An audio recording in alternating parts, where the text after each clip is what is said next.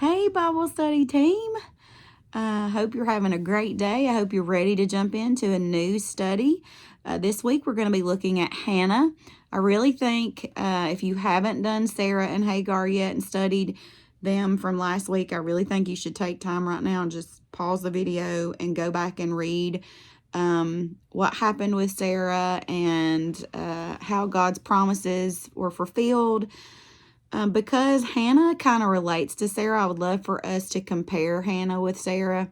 One of the big things is back then in their culture, when a woman was barren and could not have children, the culture and the law was that you could find another woman. So there was a lot of polygamist marriages.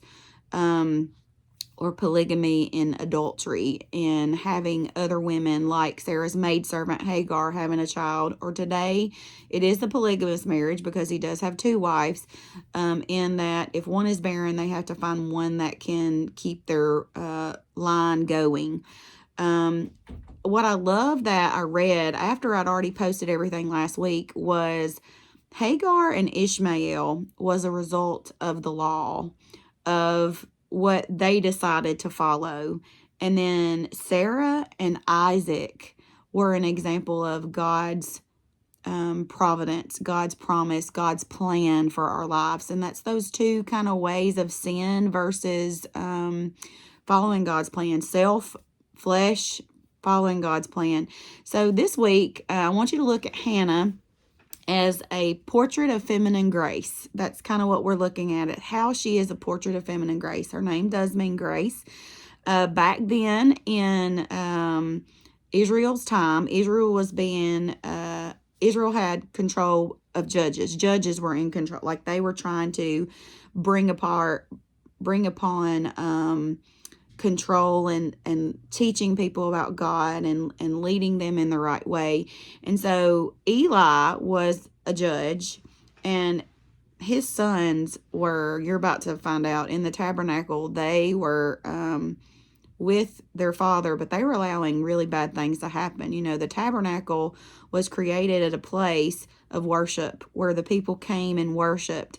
And Eli's sons, although he tried to correct them, they still rebelled and did wicked things in the tabernacle. So the reason why I'm telling you that is there's a time for somebody to change, and that change is coming through Hannah. And it's so exciting when I think about that change and that plan that God knew that they needed her son Samuel. So let's just jump in. 1 Samuel. We're going to be reading chapter 1, all of chapter 1, and then chapter 2, 1 through 11. So let's start with 1 Samuel 1, verse 1. There was a certain man named Ramthamah, a Ziphite from the hill country of Ephraim, whose name was Elkanah, son of Jeroham, the son of Elihu, the son of Tohu, the son of Zuph, an Ephraimite. He had two wives. One was called Hannah and the other Peninnah. Peninnah had children, but Hannah had none. Year after year, this man went up from his town to worship and sacrificed to the Lord Almighty at Shiloh, where Hophni and Phinehas, the two sons of Eli, were priests of the Lord. So Eli's the judge, his sons are the priests. You know, they're kind of taking care of the tabernacle.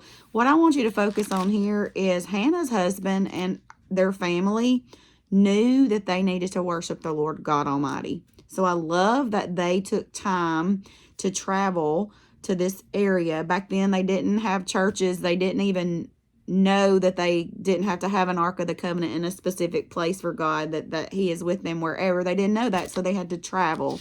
And so notice that's very important. But I want you to see that those sons, and you can go back and read about them, they're there at the tabernacle. Again, not good things were happening. They're not worshipful, focusing on God all the time. It was about self, and that's what happened. I feel like that's what's going on in our world right now. But let's continue. Verse 4.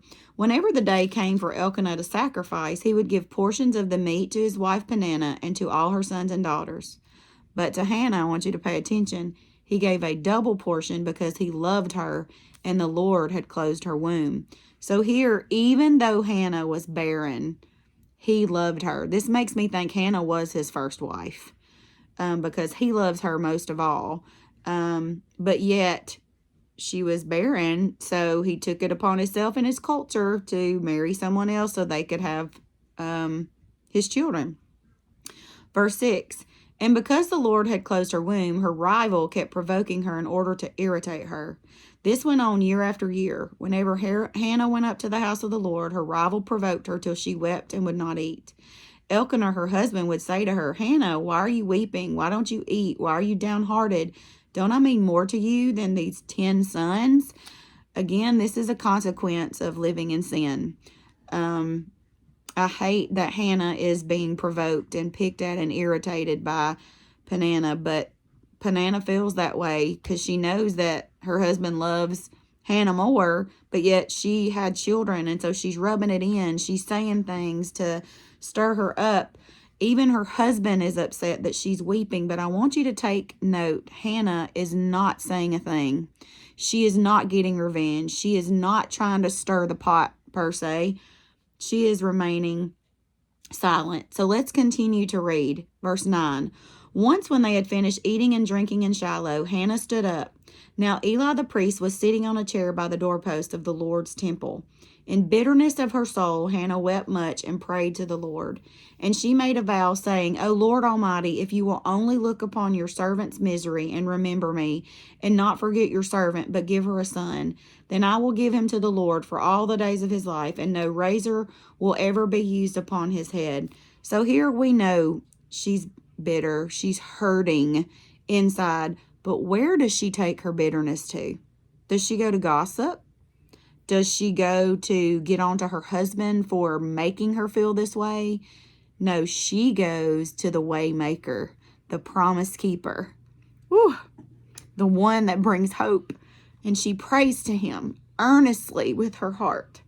And she says to him, I want you to notice something. She says, please don't forget your servant, because I'm requesting. She wants a son, but then she says, I will give him to the Lord for all the days of his life, and no razor will ever be used on his head. This goes back to Samson, when Samson was born, and the Lord said, don't shave his head. So she's going back to a promise that God used Samson in a way about his hair. She's saying, Lord, he is yours. No razor will be cut.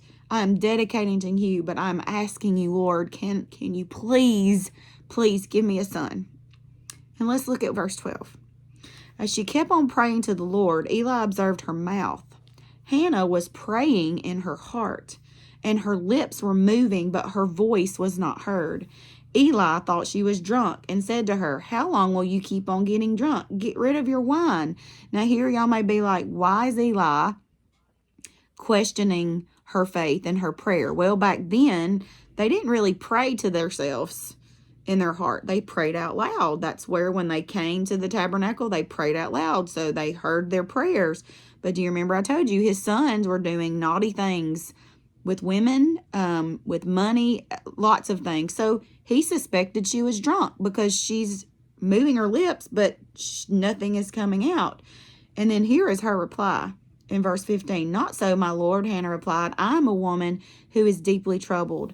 I have not been drinking wine or beer. I was pouring out my soul to the Lord. How many right now have ever poured out your heart and soul to the Lord? I don't mean just giving him a little bit. I don't mean picking it back up, because Hannah gave it to him.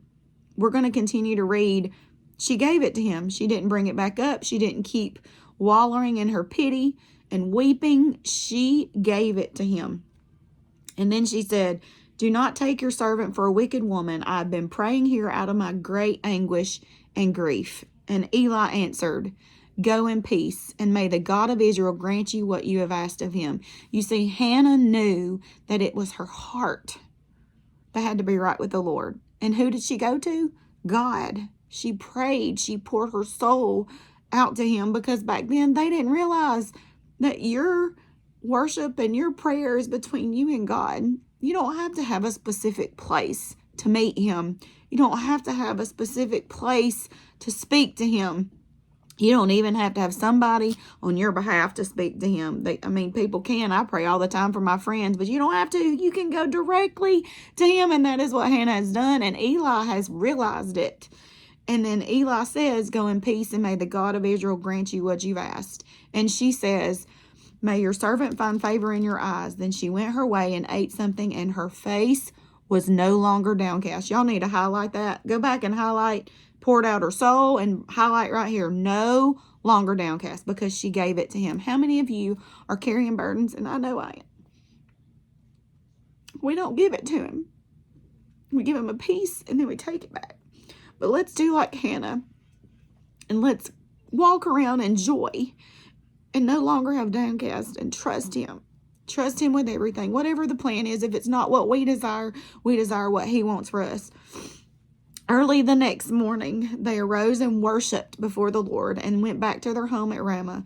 Elkanah lay with Hannah his wife, and the Lord remembered her.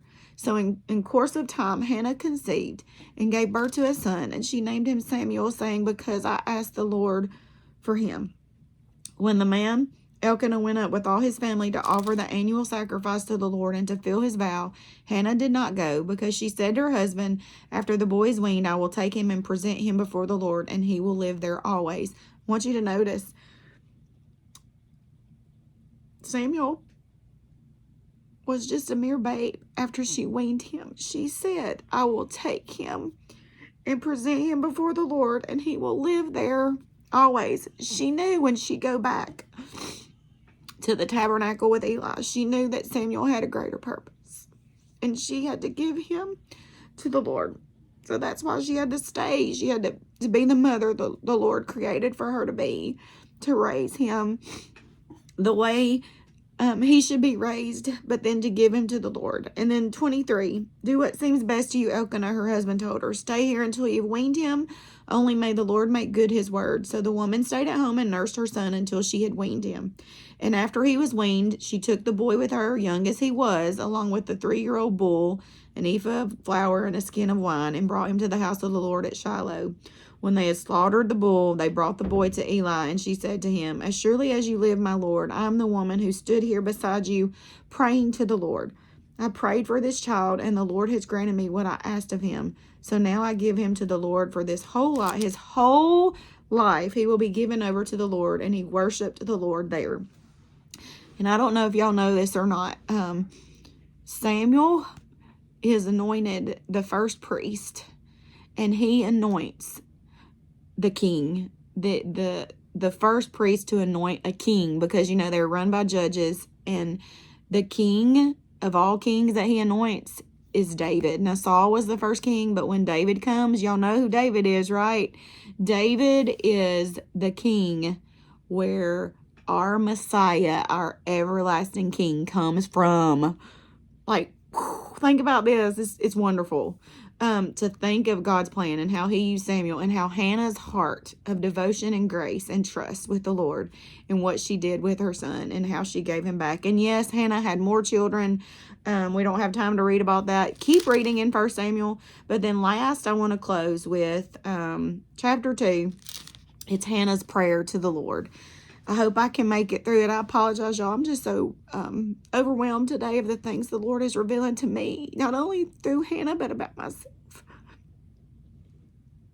So let's just look at Hannah's prayer. And as I'm reading it, again, I'm not going to be able to talk through it. I want you to think about how Hannah knows the Lord even through this prayer. She knows him because she is with him. She is praying to him. And I pray that you take time to do that every day. Hannah prayed and said, my heart rejoices in the Lord my horn is lifted high. My mouth boasts over my enemies, for I delight in your deliverance. There is no one holy like the Lord. There is no one beside you. There is no rock like our God.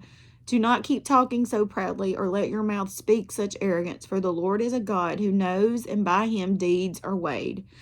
The bows of the warriors are broken, but those who stumbled are armed with strength. Those who were full hire themselves out for food, but those who are hungry hunger no more. So who is barren has borne 7 children, but she who has had many sons pines away. The Lord brings death and makes alive. He brings down to the grave and raises up. The Lord sends poverty and wealth, and humbles the exalts. He raises the poor from the dust, and lifts the needy from the ash heap. He seats them with princes, and has them inherit a throne of honor. For the foundations of the earth are in the Lord's upon them. He has set the world. He will guard the feet of his saints, but the wicked will be silenced in darkness. It is not by strength that one prevails. Those who oppose the Lord will be shattered. He will thunder against them from heaven. The Lord will judge the ends of the earth. He will give strength to his king, and exalt the horn of his anointed. And then it says, Elkanah went home to Ramah, but the boy, their son Samuel, ministered before the Lord under Eli the priest. These words right here, I'm ending with this. May we as women of God have heartfelt prayers and trust the Lord like Hannah did in all things, in all circumstances. And I pray that each of us can continue to live a life of these women and the examples they live, and the grace and the devotion and the diligence and the trust that Hannah had. Have a great week.